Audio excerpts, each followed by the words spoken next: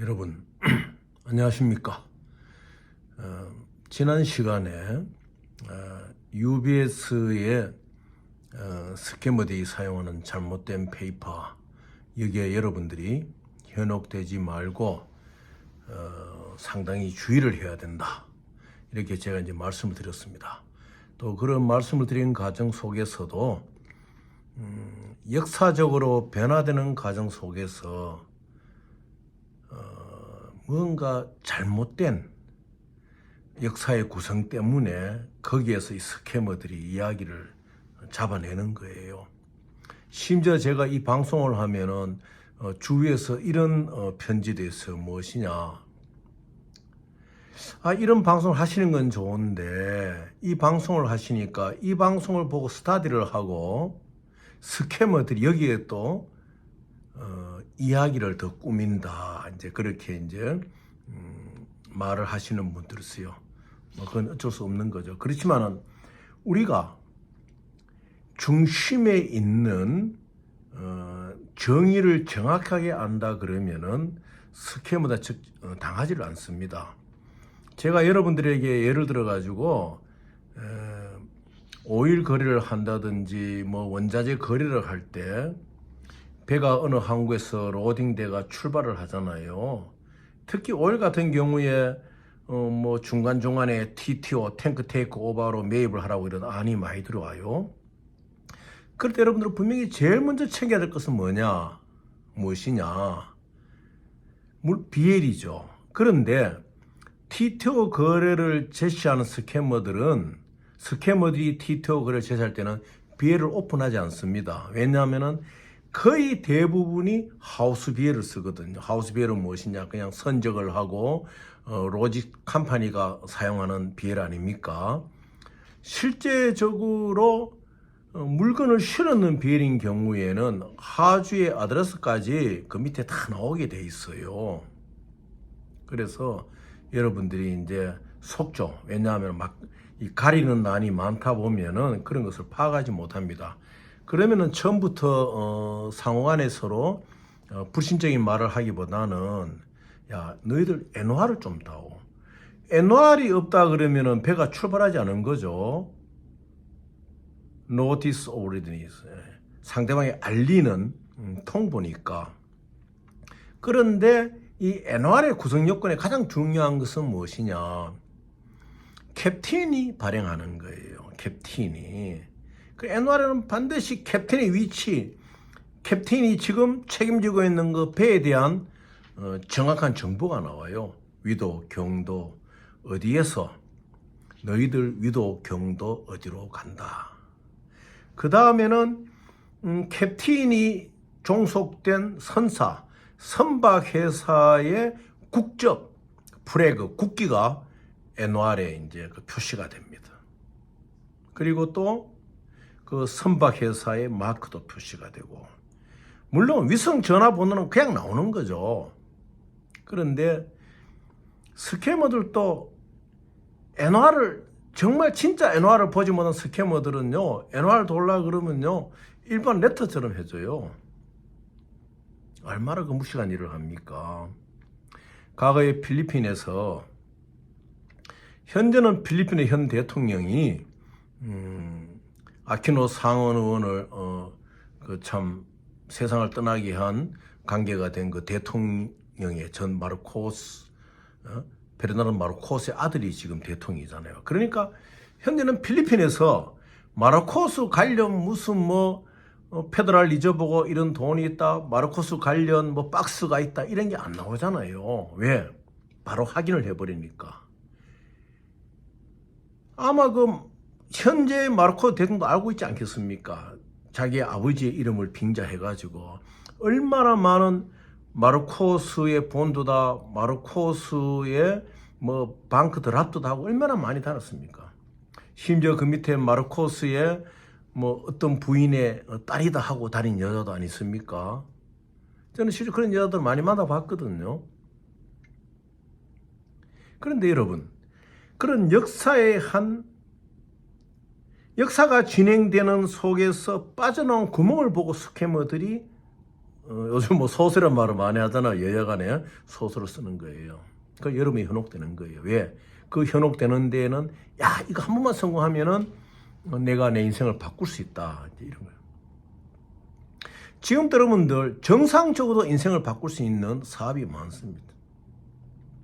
원자재에 손을 대고 원자재 중개무역을 정확히 하고 이 정부가 이 국가가 아직 그런 거를 잘 모르고 재벌의 어떤 영향 아래에서 독과점을 주잖아요. 그렇더라도 여러분들이 하나하나 미랄에 대해 힘을 합친다면은 부산항을, 울산항을, 여수항을, 중계항을 참 꼽히는 항구로 만든다면은 우리나라의 이 중산층의 허리가 튼튼해지고 민주주의도 엄청나게 발전할 수가 있는 거예요. 민주주의가 성장할 수 있는 동력은 어디 있느냐? 국민 각 개인이 인간다운 삶의 질을 누릴 수 있어야지 이 민주주의가 제대로 꽃을 피울 수 있는 것이거든요.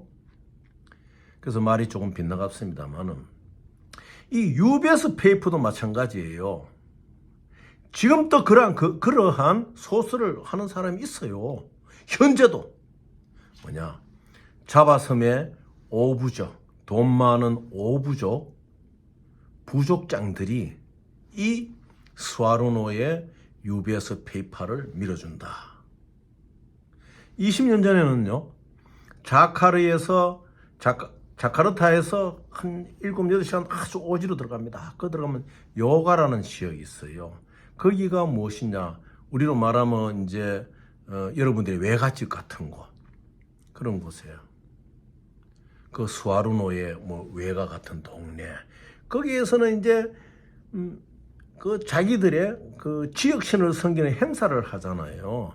그것을 이제 그러한 페이퍼가 잘못 돌고 있을 때는 아주 무슨 그쪽 방향의 축제처럼 그래 설명회가 사람들을 초청합니다. 저도 가보긴 가봤습니다만. 그러면은 뭐 나무 같은 데 이런 데다가요 그 금종이를 입혀요. 어떤 경우에는 금가루도 입히고 그래서 초청된 사람들에게 큰 금덩어리를 쥐고 사진을 찍게 만드는 겁니다. 그럼 또 그 사진을 찍은 사람이 또 그걸 또 활용하잖아요. 그래서 역사의 한 구멍을 파고드는 거예요. 자, 그러면은 현재 UBS가 있고 여기에 대칭되어서 HSBC가 있습니다. 홍콩 상하이 뱅크가 있는데 홍콩이 지난 시간에 말씀드렸지만은 영국의 식민지로 있을 당시에 2차 세계대전 때 영국 정부는 이 홍콩이 절대적으로 일본군이 들어오지 못한다고 생각했어요. 루어를 통해가 심천을 통해 가지고 그래서 점령이 되었잖아요. 일본군한테. 그때 페니슐라 호텔에서 바로 여러분 홍콩 가보셨겠지만은 홍콩 바로 아주 경치 좋은 그 물가 쪽 앞으로 페니슐라 호텔이 있잖아요. 페니슐라 호텔에서 이제 그 당시에 홍콩 총독 영이 항복 선언을 하고 이제 모든 것을 넘겨주잖아요. 넘겨주면서 전선을 싱가포르로 후퇴하는 거예요. 이제 그렇게 돼 있는데 그때 일본군이 일본의 그 천황의 군대가 잠시 홍콩을 다스릴 때 어떻게 했느냐? 일본에 협조하는 중국인들, 친일 중국인들은 홍콩인들, 중국인들 마찬가지 아닙니까? 친일 중국인들은 홍콩에 두고 일본에 좀 반감을 갖고 있는 이 중국인들은 어디로 보내느냐? 본토 대륙에 오지로 보낸다든지 마카오로 보내댔어요. 마카오는 그 당시에 포르투갈 영이었죠. 홍콩하고 마카오 사이에는 지금은 이제 다리가 놓여졌습니다. 10년 이상 가까이 다리를 만들어 가지고 홍콩에서 이제 청락공항에서 나가면은 마카오로 큰 다리가 놓여 있고 또 주하이라는 곳으로 주하이 가공제 중산이라고 이제 손문 선생의 고향이죠. 중국의 산민주의자. 손문 선생의 고향인 중산 가까운 주하이가 그 해안가입니다. 그러면 홍콩 공항 쪽에서 두 다리가 긴 다리가 놓여 있는 거예요. 우리가 이제 80년도에 광주에서 큰 학살이 일어났을 때, 군인들 학살이 일어났을 때, 그게 끝나고 난 뒤에 5.18이 끝나고 난 뒤에 전두환 정권이 그 군용 도로를 놓은 것이 88도로 아닙니까? 마찬가지로 그 다리가 있음으로 인해서 만약에 홍콩에 무슨 문제가 있다면 인민해방군이 바로 이동하기 얼마든지 그 좋은 환경을 지금 만들어 놓은 거예요.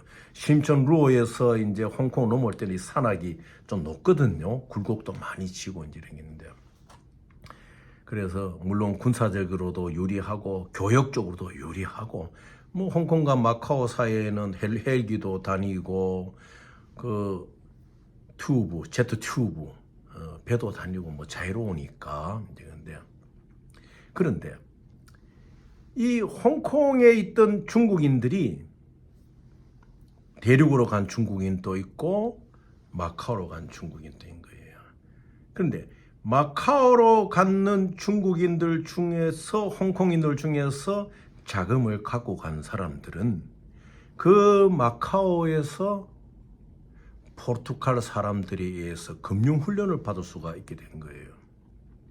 저도 제가 사회적으로 형님으로 모시고 있는 유실한 성을 가진 분인데 마카오의 따릉뱅크의 그 5인 주주 중에 한 명인데 제가 이제 마카오에 가면 그분 집에 거할 때 보면 지금은 이제 김정남의 집이었지만 그 유회장 그 제가 딱으로 모시는 유회장 진입에 보면 마루에 보면 그 김정남이도 그 당시에 거기 그 옆에 살았었어요. 그럼 보면은 이 집이 절벽에 딱 붙어가지고 이 마루에 언덕을 올라가지고 1층으로 들어가는데 벌써 한 5층 올라와 있는 거예요, 집이. 그래서 그 중국군들이 김정남이를 그 보호하기 위해서 그 부근에는 상당히 많은 그 중국 안전부의 눈들이 있었죠.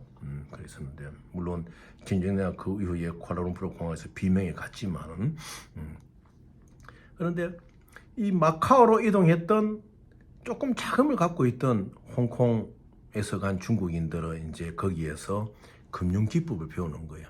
과거에 포르투갈의 식민지였던 마카오에는요, 우리 교통 경찰이 이제 경제 경찰도 있었던 거예요. 그만큼 마카오 시민들은 이 국제 금융 기법에 접하는 기회가 굉장히 빨랐다. 그래서 이 홍콩 HSBC가 다시 이제 해방 이후에는 다시 영국 이제 정부로 안 넘어왔습니까? 그렇게 되니까 이 홍콩 HSBC가 이제 성장할 수 있는 계기를 삼으면서 UBS는 그 당시에 스위스랜드 뱅크로 자그마했거든요. 해방될 때만 하더라도 1945년쯤 하더라도. 그런데 패전한 독일군의 무기상들이 이제 쥐리히 제네바로 막 들어옵니다. 그리고 그 무기상들의 그 커넥션 되어 있는 이탈리아 마피아들이 또 쥐리히 막 제네바로 막 들어오게 돼요. 그래서 그러한 눈먼 자금들이 쌓이면서 UBS가 갑자기 작은 점포에서 은행 점포에서 큰 점포로 발달하는 이제 계기를 만들게 되었습니다. 그래서 HSBC의 발전이 홍콩 정부에 어떤 영향을 끼치고 그 다음에 1997년 홍콩이 장쩌맨 시대의 반환이 되면서 이 홍콩이 갖고 있는 국제금융기법이 중국과의 관계에서 중국을 어떻게 부흥시켰으며 이런 것을 우리가 한번 생각을 해봐야 돼요. 그런 와중에서 이 UBS의 페이퍼도 페이크가 만들어지면서 스와르노의 이야기를 아주 미화시켜 나가는 거예요. 자바섬의 오부족장들이 밀어주고 있다. 요가에 자기의 엄청난 금덩어리가 거기에 있다. 그래서 매년 뭐 축제를 한다. 지금도 그런 허황단 가설에 움직이는 분들이 있다. 그래서 다음 시간에 또 조금 더 말씀을 드리도록 하겠습니다. 여러분들, 제가 절대 여러분들 UBS 페이퍼는 손을 대지라고 말씀을 드리기 위해서 몇 번 더 이 부분을 다음 시간에도 말씀드리도록 하겠습니다.